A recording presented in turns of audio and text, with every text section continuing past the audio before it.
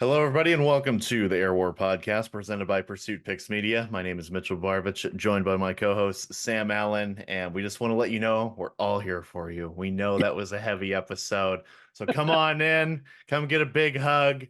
Let's talk about episode 6 of Masters of the Air. Well, let's get the rants out of the way. You first, Sam. It was a great Mhm. episode. Before we continue, we loved the Yes, episode. There's just a couple things that we got to get it out of the way. British officers are not sexual predators. Okay, so what he's talking about here is the scene at uh that college in Oxford. Balliol College, Oxford. There you go. Thank you. And this is the conversation that Crosby walked into um with what rank was that guy?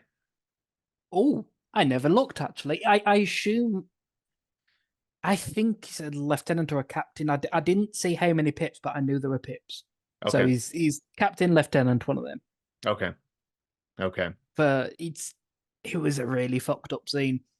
I mean, it was just it was borderline horrific. Because firstly, there's obviously, because it's an American show, so obviously there's going to be a certain bias against British upper class. There's going to be. But they weren't serial sex offenders like it's making it. Like they'll just take a barmaid or a maid or something like that. No, that's wrong. I mean, yes, I'm sure it happened, but not on an epidemic scale like they're describing. And I'm like, Sure. what? Just what the fuck was that scene? Yeah, It was net just really, really wrong. yeah. An Just, interesting conversation for him to walk into. yeah, definitely. And I just want to say, for the British viewers of our podcast and of Masters of the Air, that officer, if any of the viewers have watched the BBC series Ghosts, he's the captain's love interest. And I know that won't make any sense to you, Mitch, Yeah, but that went right over someone my head. someone out there will get that reference.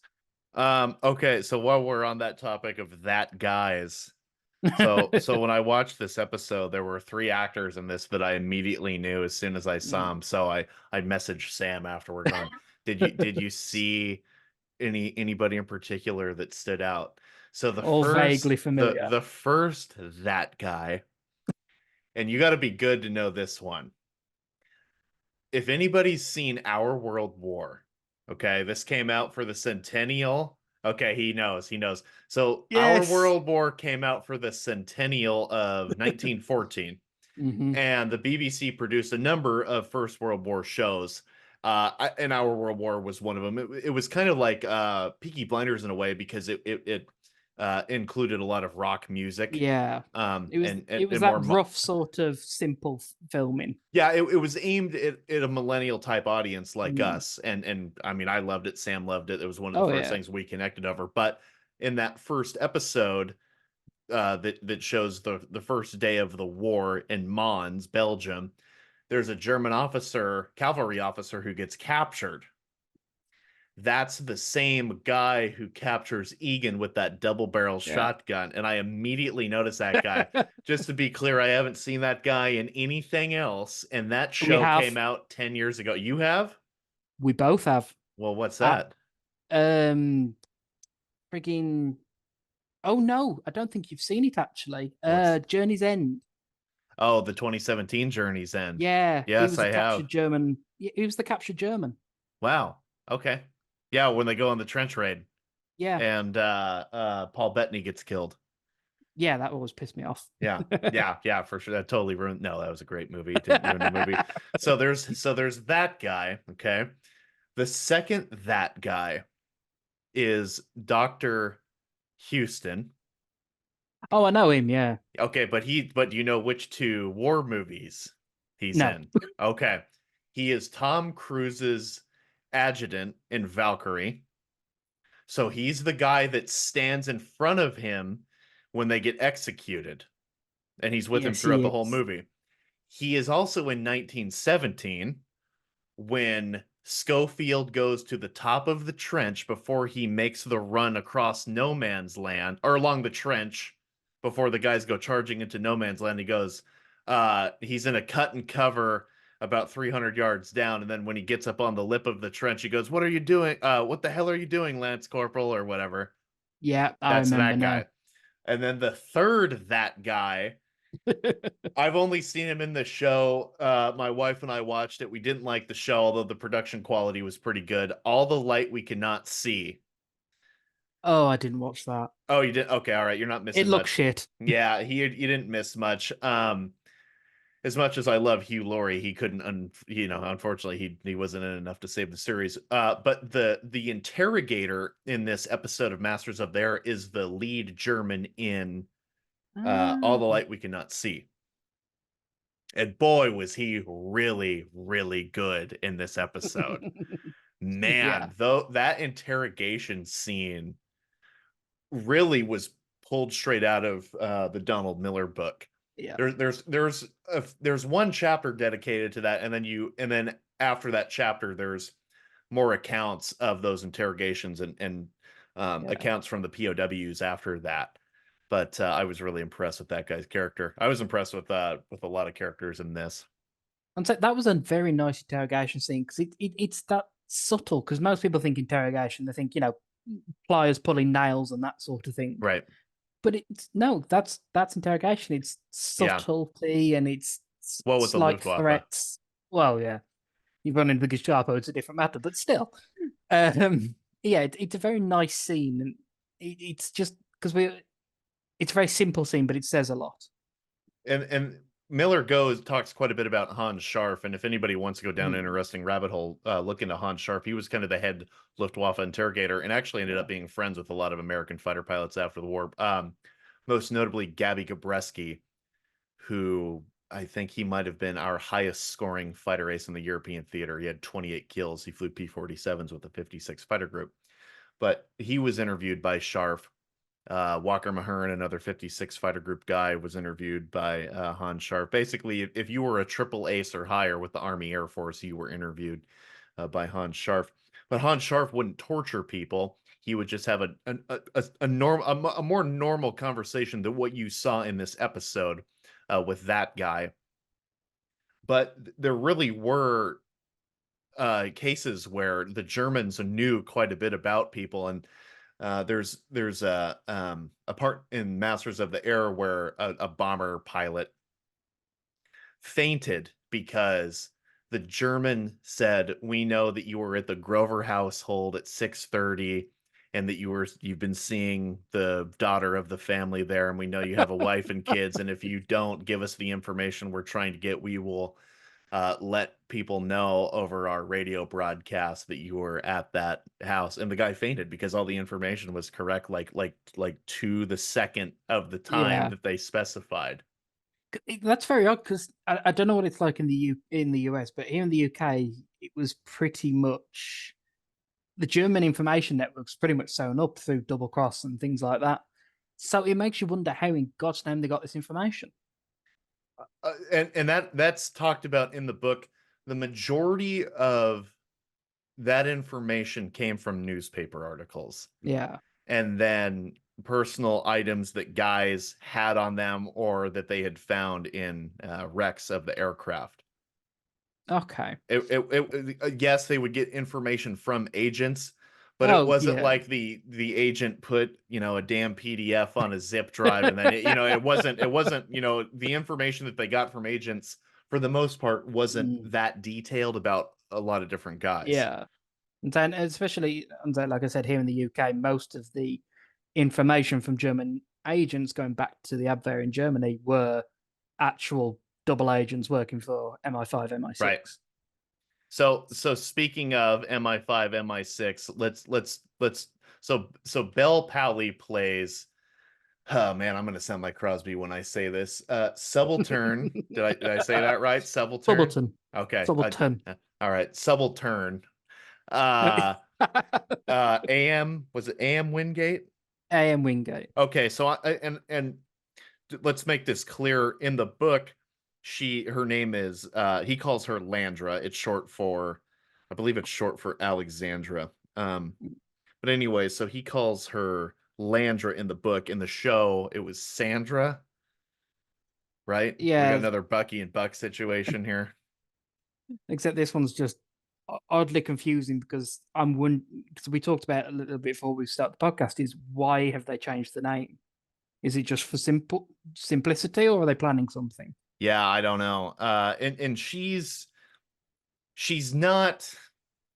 So Crosby does not have an affair with her. We know No. by now that Crosby does have a wife, Jean, back home. Mhm. He doesn't have an affair with her. He only has a few interactions with her. She's in, I think I counted 12 pages in the book. And before we jumped on, I was reading a couple different parts of the book. Yeah. And Crosby spoke very, very highly of her. And she was pretty much a companion. She was someone that Yeah. Crosby could relate to and talk, just felt like she was an open book who would take into, conversations that he couldn't have with guys in the 100th bomb Yeah. group. It was someone on the outside of his circle who we could confide in. Yeah, absolutely. And my guess would be if he wasn't married, they probably would have ended up together. I Yeah. don't think there's any doubt of that, particularly with what I've been reading in A Wing and a Prayer. But he speaks very highly of her. She was a very professional officer. Have and it's specified in Crosby's book. He didn't know what she did. Yeah. But don't you have a thought on this? So originally, I was wondering if she was Gemma Eisenhower's driver because Gemma Eisenhower did have an ATS driver, but she was called Kay Summersby. So that was my original thinking, but then when I remembered her name, I knew it wasn't. But I'm wondering if it'll be because they'll either leave it as a mystery and let the audience decide, or they might say something, she's a driver for someone high up or something like that. Yeah. I don't know. And I don't know if we specified her rank is lieutenant Yes, that you found. lieutenant. Okay, well, yeah. Sorry. Lieutenant. And then she ends up later becoming a captain, as Hmm. noted in Crosby's second visit with her. Now the timeline's moved around a little bit.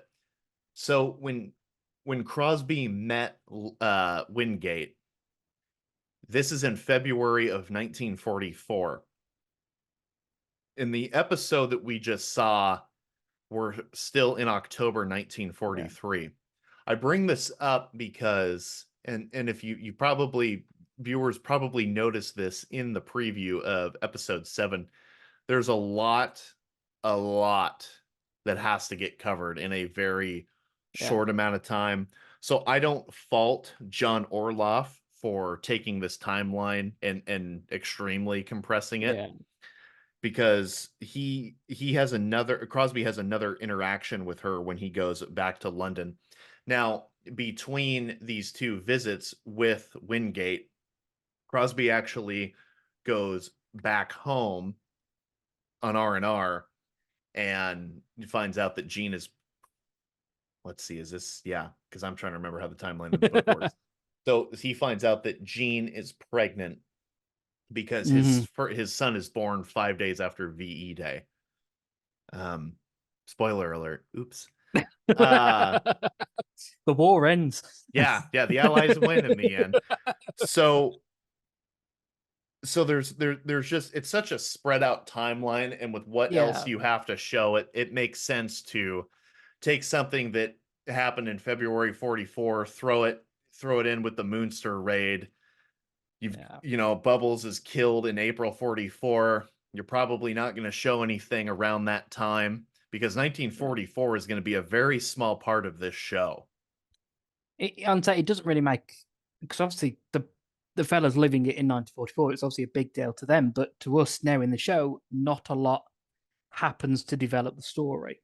Yeah. I'm saying, especially being as obviously episode 9 has to take place in 1945. Yep. So that only gives them 2 episodes to cover 44, early part of 45. And that'll be the next, and I don't want to jump too much ahead into the next episode, but Mhm. 1944 will be, I assume it we'll be introduced to it next episode. I think we almost have to, Yeah. because you hear the radio broadcast where they're talking about the Allies on the beach. And then episode 8, which is the Tuskegee Airmen episode, there's absolutely no doubt that's going to Yes. happen because those three pilots that they follow all flew in combat in 1944. and you see the arrival of the P-51, which is when the 332nd Fighter Group would have got the Mustang. So And they going, need. I was yeah, just going go, to say they need to dedicate a whole episode to that because the yeah, air the fighters escorting the bombers is just a pivotal turning point in the bombing yes, campaign. So yes. they've got to dedicate an episode to it. Well, and that's where the title of this book and series comes from what Sam just mentioned, and Hmm. I'll try and pull it up here. But Churchill said in his wartime memoirs how important the spring of 1944 was. Yeah. It's so important I can't find the damn page. And so I can only remember bits of it. In the spring of 1944, we were masters in the air. The bitterness of the struggle had thrown a greater strain on the Luftwaffe than it was able to bear. For air superiority, which by the end of 1944 was to become air supremacy, full tribute must be paid to the United States 8th Air Force. And Churchill wrote that in closing the ring. So you've got to get 1944 in there. Hmm. And boy, we're running out of time. Yeah. So we were trying to figure out if maybe whether we're gonna see D-Day or not. Maybe we get a quick shot of it with some narration because Rosenthal is going to go up through. I said we're not going to talk much about the next episode. Let's go and knock it out. Let's knock it out right now. Yeah. Crosby in the next episode is promoted to captain. Well, eventually he's going to have to get promoted to major. Therefore, he becomes a squadron commander. Now, Crosby will re-up, and on his second tour, will lead one of the squadrons. And then I think when he either does another tour and then he becomes another squadron. He becomes a different squadron commander within the group. So at some point in his, fucking however many tours of duty he takes part in, he's a squadron commander in two different times Yeah. during his tenure with the 100th Bomb Group. Boy, that's a lot to cover in this episode. And Yeah. we were wondering when we were watching this if episode 8 is only going to be about the Tuskegee Airmen. I feel like it's not.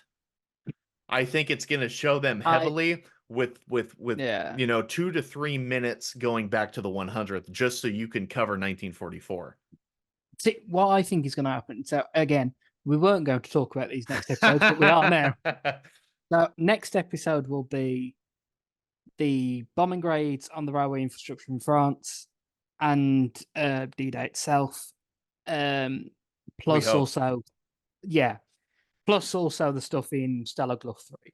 Then episode 8, it'll be sadly only majority Tuskegee Airmen rather than the whole thing itself, but majority Tuskegee Airmen with a bit of the 100th, and then whatever happens in episode 9 in 1945. Yeah, that would That's and what no, I think. yeah, 9 is the last 6 months of the war. It's Mm, probably January to May 45. I don't yeah. I don't think there's any doubt of that. And Uh then there might be a few months after as well of like them going home and all that yeah, rubbish. and I hope there is. I hope they kind of have a, Hmm. a balance that we in Band of Brothers, Winters is sitting on the Jeep and he's talking about the main characters and what they went out Yeah. to do, and then the Pacific you see those guys go home. I'm kind of I hope we get a mix of that. Yeah, because obviously Cleven's got a wife that we've only seen Yeah, in one scene. right. And saying obviously, she's a fairly successful actress as well, because obviously she was in 1883 and she's Yep. been in a few other things as well. Hmm. So it seems like a daft thing to waste her on just one scene. Yeah, yeah, totally, for sure. So a couple episodes ago, when Egan went on leave to London, we talked a little bit about the flax farm.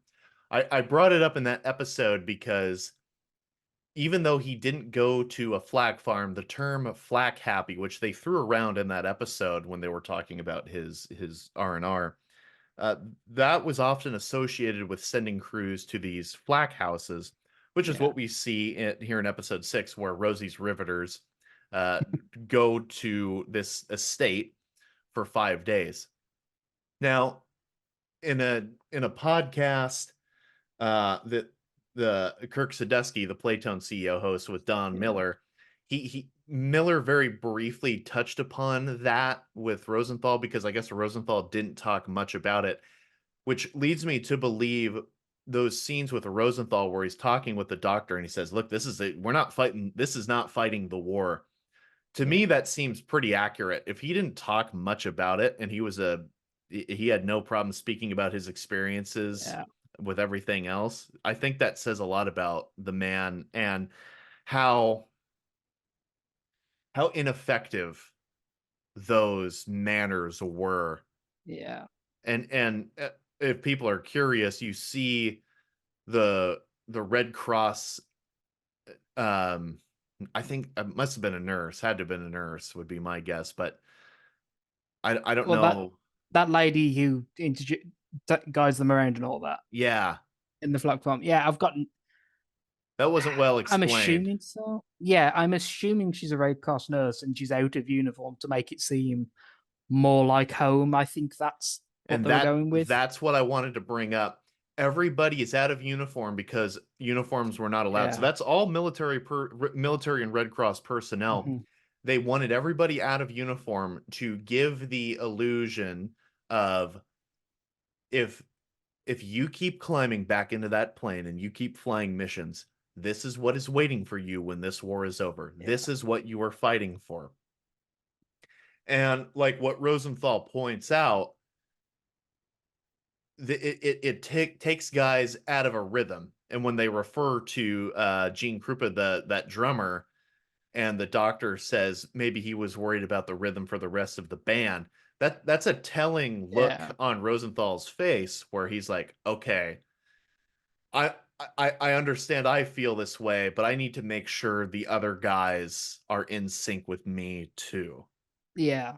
It's just that the whole idea of the flat farms, it's a very nice idea and it's not exactly a stupid idea, but the problem is it doesn't help the men because obviously we know nowadays the effect that war can have on individuals, especially with PTSD and other mental health difficulties. And although, yes, at the time they weren't as on point with it, but the whole point is these flag farms aren't helping the men deal with these things. It's just patching over the cracks, basically. But then, like Yeah. Rosie says, he preferred just to carry on. And I know he's probably in the minority in that opinion, but it, the flag farms are just no use to dealing with what the men actually need. Yeah, I kind of equate it to like an Apocalypse Now, where they bring in the Playboy bunnies and they're passing out the beers and they throw Mm, on that show, right? It's to disconnect you from this world, but yeah. within a span of days, you're going to go right back into combat.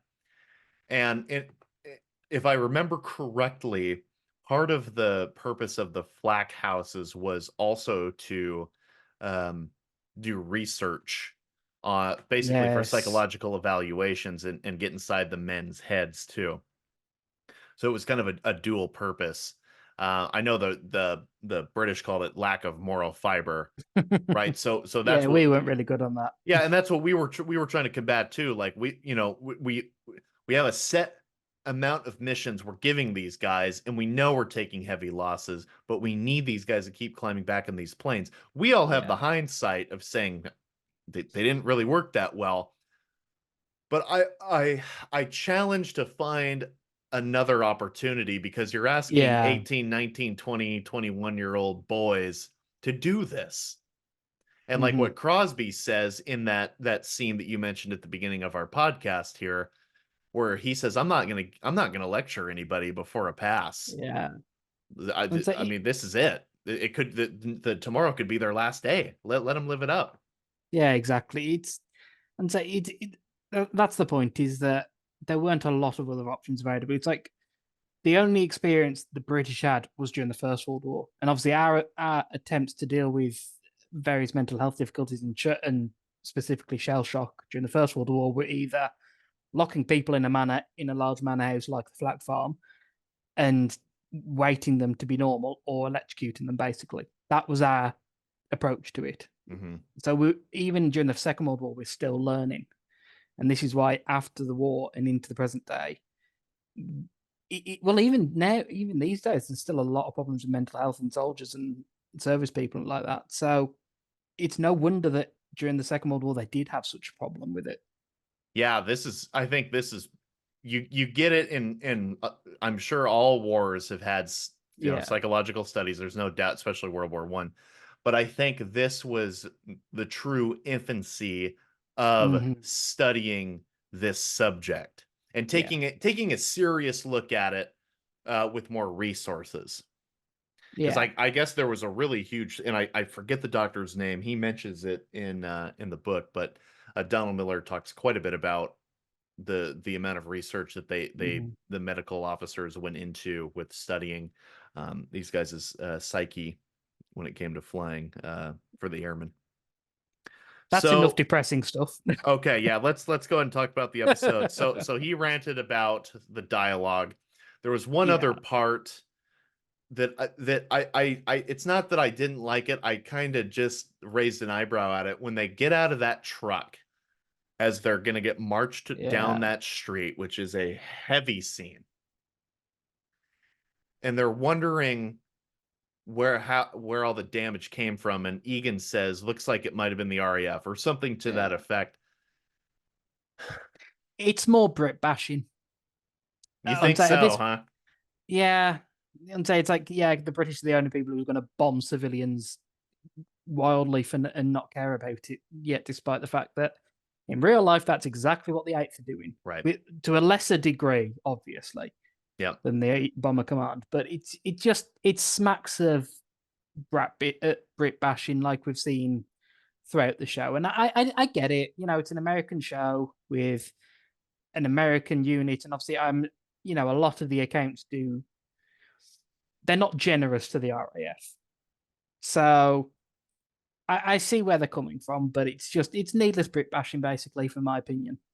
Yeah. And I didn't like that it was it just seemed like very quick assumption. Yeah. Anyways, so that and then we later in that scene as they're walking down the street, you get the mob mentality Hmm. because this city has just been bombed, so the civilians I okay, and I gotta say, really good sound in this. The guy dragging the shovel behind them was Hmm. so scary. And you knew what was You, going to happen. There was no yeah, doubt. There was no doubt. But that guy dragging the shovel behind them. very ominous. Oh man. You knew Hmm. shit was going to go down, but that just I mean that revved the throttle up higher than I thought it was It going to was go. surprisingly brutal. I mean, they haven't shied away from brutality in the show so far, but that it was just it's seeing ordinary people doing such horrific acts, and it brings it home. Yeah, it sure does. And we tried looking into how truthful Yeah. and I hesitate to say it like that, but we were trying to figure out how close that was to Egan's evasion and then eventual capture. And Yeah. I couldn't find, and there's not much information about Egan getting captured in the book other than what you see at the end of the episode where he gets marched through the front gate.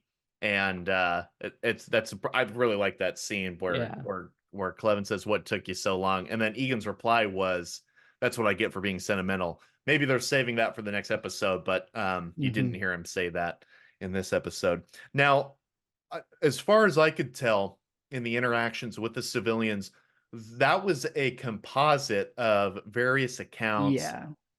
particularly from the book. Trying to figure out what direction it was as I'm looking at my camera.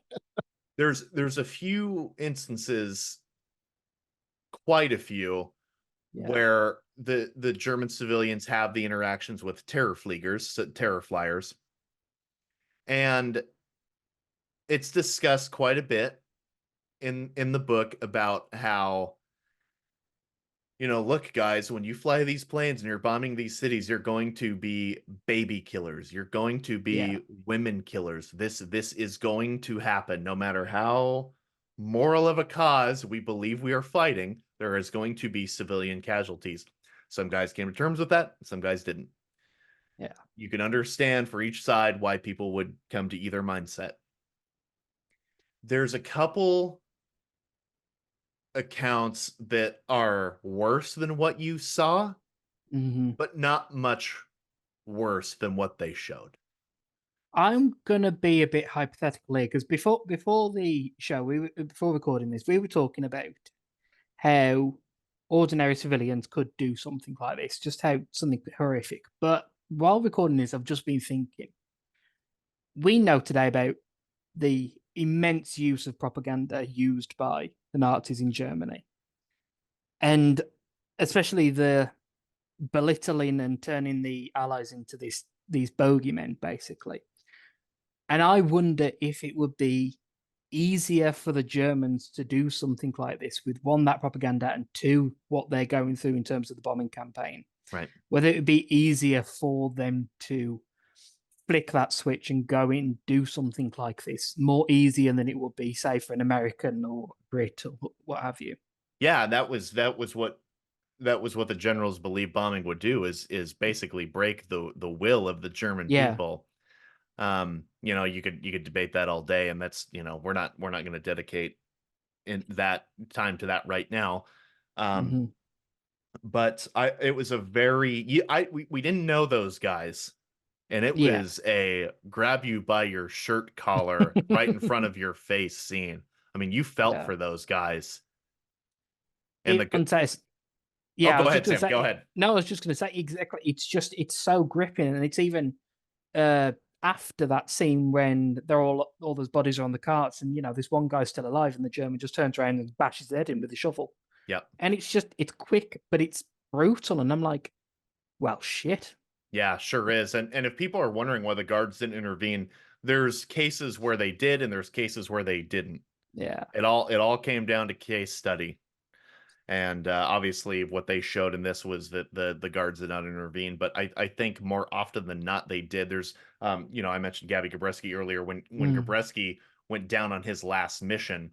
Um, that happened in a situation where actually an SS officer grabbed a gun from one of the Luftwaffe guards and chambered around and fired it into the air, and the crowd dispersed. That's what I was waiting to happen. And I thought Show. that was what was going to happen too. Yeah. Um, Now I thought the kid wearing the Volks, what would you call him, a Volk? What the He hell was that he guy? he was the German equivalent. So he's either an air raid warden or he's Oh, a well, he might have been a Gauleiter. I'm not 100% sure. yeah. For those who don't know, a Gauleiter is it's so in an area or in a block of flats or a group of houses, whatever, there'd be one person who was basically an enforcer slash telltale who would go to the Gestapo or the police or whatever. I think that's who that was meant to be. Okay, so he was kind of like so we would call that like a citizen patrolman Yeah, in basically. America. Okay. All right. And I thought he was going to take that pistol and shoot it up into the air. But when he goes up to that guard and says, "Why are you protecting them?" It's like, "Oh, Hmm. well, we know what's going to happen here." But that's a little bit what I was talking about earlier was the propaganda effect. And obviously, this is only a young man. He's probably been in the Hitler Youth. He's probably been indoctrinated. So I Yeah. wouldn't, that might be a part of it. Yeah, numbers on his side. He's going to show you how big of a tough guy he is. Well, yeah. So yeah, that was a brutal scene, and it only got even more brutal where they're loading the POWs onto the trains, and then Yeah. you see the train full of um I'm gonna assume Jewish women, Yeah. um undoubtedly headed for a concentration camp. You probably didn't need to have the huge Nazi flag on the front of the locomotive, but Yeah. point taken. Point taken. And Nazis are and evil. and I Yes. and I say that because they had the eagle and the swastika painted on the side of the locomotive. I don't know Yeah. if you noticed that. And it was it was big on there, right? Like Yeah, you didn't it's need not the some little decal. It's this big, massive. yeah, right. Like it was almost bigger than the flag.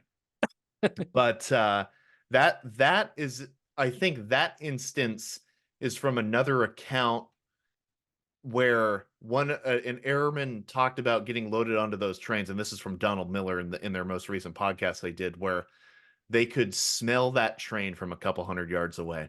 That was what I was about to say. Was because obviously they pause. I think it's just before they see all the hands and everything reaching out, and you're gonna smell that. Yeah, It's gonna be horrific. absolutely fucking gut wrenching scene. Yeah. Yeah, yeah, I don't think there's anything we can add to that. We know the horror. We know the cruelty that they're suffering and will suffer. So, Yeah, absolutely. what can we say? Yeah, it was very disturbing. Yeah, I mean, you didn't need to see, you knew what their fate was. yeah, it was unspoken. You see that train, you didn't need. It's like everyone was silent, and it's because you didn't need anyone to speak. Yeah. Everyone knew what was going to happen. Yeah. Yeah, for sure. And then you see the one airman who tries to run, catches it in the back. Yeah, Wasn't sure. Now I'm not saying that they wouldn't have shot him. I'm sure there no doubt there were instances where that happened. I yeah. think, and it was interesting, and I know we're running out of time here. When I saw the preview for this episode, I thought those guards were SS. I think they were Luftwaffe. I And they think. were. They were Luftwaffe, which it seemed to me like the Luftwaffe made it a point to Mm, get Allied airmen, yeah, right? So it just seemed odd that they would mow that guy down instead of just a couple guys getting in front of him with rifles. It's like, okay, just get back to the pile and get on the train. yeah, You're going to be well treated. But I yeah. mean, I know for a fact they did shoot guys. There's no. I'm not saying that didn't happen or that wouldn't have happened. It happened It on both sides of the yes, lines of absolutely. our mind. It was allies as well. Absolutely. Yeah, it just seemed like with how they placed the guards, like the distance that you see in that camera shot between him running and the guards right there, it's like, well, shit, Yeah. that guy could have sprayed his own dudes. Just one guy with a rifle butt, bash him on the back of the head. Yeah. Done.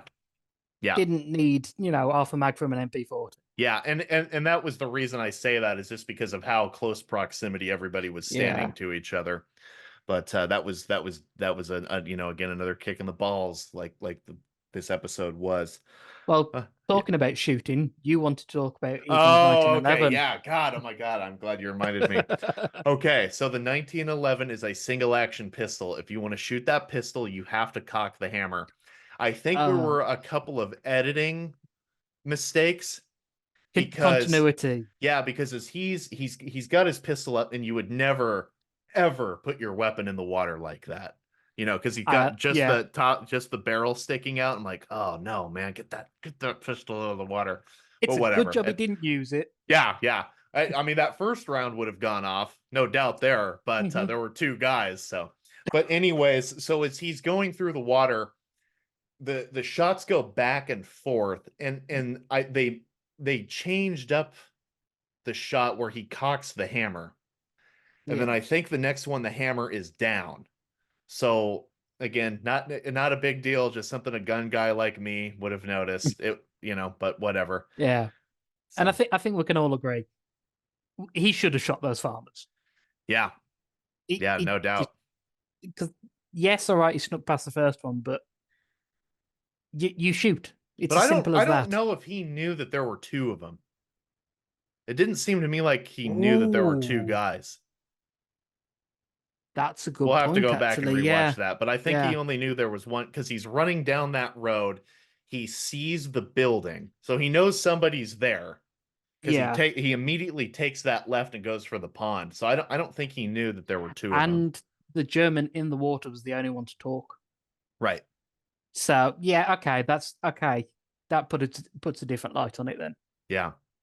Yeah. So well, we're Sam, unfortunately, we're out of time. I know there was a lot we could have talked about in that episode, but gosh, what a great episode. Mostly. Yeah, that was I know we don't rank it. We haven't ranked episodes yet. I'll give that one an 8.5. Yeah. But I'm hoping that this next one will not have any Brit bashing for your sake, so we don't have to Better bring that bloody up not. again. All right, guys. Well, thank you for tuning in to the Air War podcast presented by Pursuit Picks Media. I've been Mitchell Barbage, joined by my co-host Sam Allen, and we will catch you guys next week for episode 7. There are. See ya.